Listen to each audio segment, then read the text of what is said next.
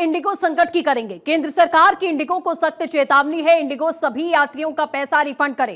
Cancel flight के ticket का पैसा भी रिफंड किया जाए। रात 8 बजे तक का समय दिया गया है। यात्रियों का पैसा रिफंड करे इंडिगो। निर्देश न मानने पर कार्रवाई की चेतावनी दे दी गई है। यानी कि अब केंद्र सरकार इंडिगो के ऊपर सख्त है। लगातार ये एक्शंस की बात सामने आ रही है। पहले कारण बताओ नोटिस जारी किया गया, उसके बाद कैंसिल फ्लाइट का रिफंड करने का समय सीमा तय कर दी गई है। रात 8 बजे तक के लिए यात्रियों को रिफंड करना होगा और अगर नहीं किया गया तो आगे केंद्र सरकार अब कार्रवाई करेगी। सभी यात्रियों का पैसा जल्द से जल्द रिफंड कर दिया जाए क्योंकि फ्लाइट्स कैंसिल कर दी जा रही हैं। फ्लाइट बिना बताए रिशेड्यूल कर दी जा रही हैं। रिशेड्यूल के बाद भी फ्लाइट्स कैंसिल हो रही हैं, लेकिन आम लोगों को, यात्रियों को इंडिगो की ओर से कोई जवाब नहीं दिया जा रहा है। रिफंड कब मिलेगा, कैसे मिलेगा, कितने दिनों में मिलेगा। कैंसिल फ्लाइट्स हुई हैं तो सिर्फ इसी बात की जानकारी देकर अपना पल्ला यहां एयरलाइन नहीं झाड़ सकती है।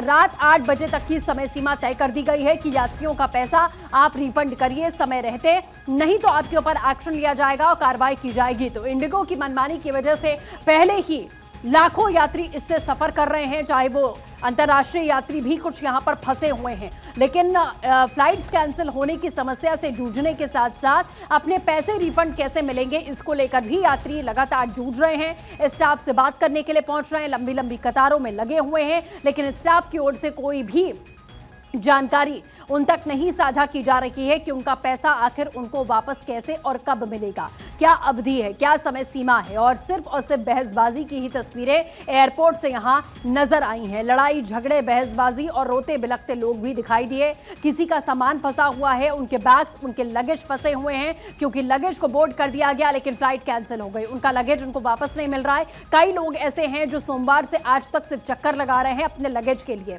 जहां पर स्थितियां कितनी खराब है आप देख सकते हैं। फिलहाल अभी भी हालात सामान्य नहीं है।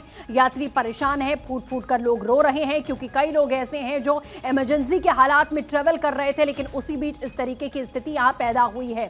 हालांकि हालात सामान्य नहीं है। सीओ को नोटिस भी जारी कर दिया गया है, किराया रिफंड करने का आदेश दे दिया गया है और आज 1500 उड़ानें माना जा रहा है कि सुचारू रूप से कोशिश की जा रही है कि इंडिगो की कुछ फ्लाइट्स जरूर संचालित हों, जो हम देख भी पा रहे हैं। लेकिन जो बड़े हवाई अड्डे हैं, खासतौर पर दिल्ली और मुंबई की अगर बात करें, वहां पर स्थितियां अभी भी जस की तस बनी हुई हैं।